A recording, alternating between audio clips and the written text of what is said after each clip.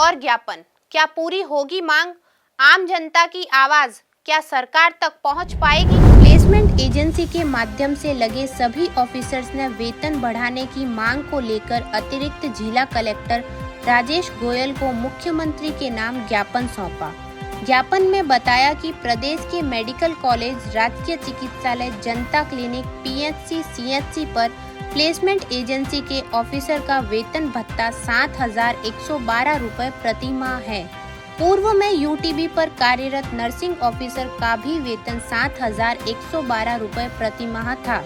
अब यूटीबी में कार्यरत नर्सिंग ऑफिसर का वेतन भत्ता 3 जुलाई 2023 से वित्त विभाग के द्वारा राजस्थान सिविल सर्विसेज 2017 के तहत राज्य सरकार के द्वारा पे लेवल ऑफ पे मैट्रिक के द्वारा इनका मासिक वेतन भत्ता बढ़ाकर 37,000 रुपए प्रति माह किया है।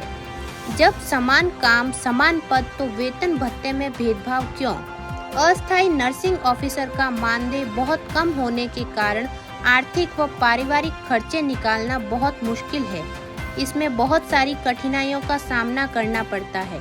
इस तहत वेतन विसंगति को दूर करने के लिए शोषण रोके और प्लेसमेंट एजेंसी में कार्यरत नर्सिंग ऑफिसर का वेतन भत्ता बढ़ाकर यूटीबी का राजमेंस अंतर्गत कार्यरत अस्थायी नर्सिंग ऑफिसर के बराबर किया जाए।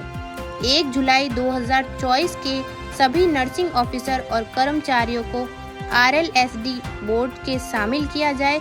राज्य में सोसाइटी या अन्य यूटीबी के अंतर्गत न ऑफिसर के पद भरे जाते हैं। यहाँ प्लेसमेंट एजेंसी के माध्यम से कार्यरत नर्सिंग ऑफिसर को वरीयता दी जाती है। इस मौके पर प्रमोद, सुजाराम, गोविंद, राजेश, नरेंद्र, कमलेश आदि उपस्थित रहे। मेरा नाम केसर सिंह है। हम आज कलेक्टर महोदय को मुख्यमंत्री के नाम ज्ञापन देने जा रहे हैं। इसमें हमारी सबसे पहली मांग ये है कि हमारे जो अस्थायी नर्सिंग ऑफिसर है उनकी वेतन विसंगति बहुत ज़्यादा कम है, तो वेतन बढ़ाने के लिए हमारी उनकी प्रमुख मांग रहेगी। उसके अंदर जब पहले यूटीबी में कार्यरत नर्सिंग ऑफिसर थे उनकी सैलरी 7,112 थी, तो जुलाई 2023 में उनकी सैलरी बढ़ाकर 37,900 रुपये की गई। अतः हमें भी चाहता है कि हम अस्थायी नर्सिंग ऑफिसर पद पर कार्य करते हैं और समान पद समान वेतन चाहिए। हमें भेदभाव क्यों है? और हमारे सैलरी बढ़ाए, हमें घर खर्चा चलाना भी बहुत मुश्किल है। हम बहुत पारिवारिक आर्थिक कठिनाइयों से मुश्किल है बहुत, ठीक है। इसके आधार पर हम अगर कलेक्टर साहब को ज्ञापन देने जा रहे हैं। और दूसरी मांग ये है हमारी कि आरएलसी बोर्ड जो कांग्रेस सरकार ने गठन किया था उस बोर्ड का, उसके अंदर 1 जनवरी 2023 के नर्सिंग ऑफिसर को शामिल किया गया है। तो हमारी यही मांग है कि 1 जुलाई 2024 तक के सभी नर्सिंग ऑफिसर और अस्थायी नर्सिंग ऑफिसर को उस काम में शामिल किया जाए।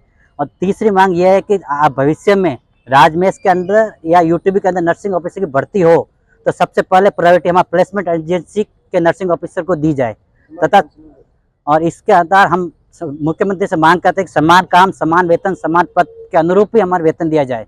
और चौथी मांग ये है कि हमारे जो भी प्लेसमेंट एजेंसी के माध्यम से जो भाई बहन लगे हुए हैं उनको बिना मतलब के फालतू ऐसे निकाल दिया जाता है। कोई भी काम होने पर अगर कोई गलती करता है तो उसके लिए कमेटी बनाई जाए, कमेटी की जाँच की जाए। अगर उसमें वो दोषी पाया जाता है तो उसको हटाया जाए, बिना वजह किसी को भी नहीं हटाया जाए। इसलिए हम आगे की तरफ अब कलेक्टर महोदय को ज्ञापन देने के लिए पैदल रैली निकालेंगे यहाँ से कलेक्टर महोदय के पास। और अगर हमारी मांगे पूरी नहीं होती है तो हम सभी जो राजस्थान में पाली जिले के अंदर सांसद महोदय हो गए, कैबिनेट मिनिस्टर हो गए, एमएलए साहब हो गए, सबको हम ज्ञापन देंगे। और तभी हमारी मांगे पूरी नहीं होती है तो हम उनके आवास के बाहर धरना प्रदर्शन करेंगे। उनका जिम्मेदारी प्रशासन रहेगा और इसकी जिम्मेदारी प्रशासन की रहेगी।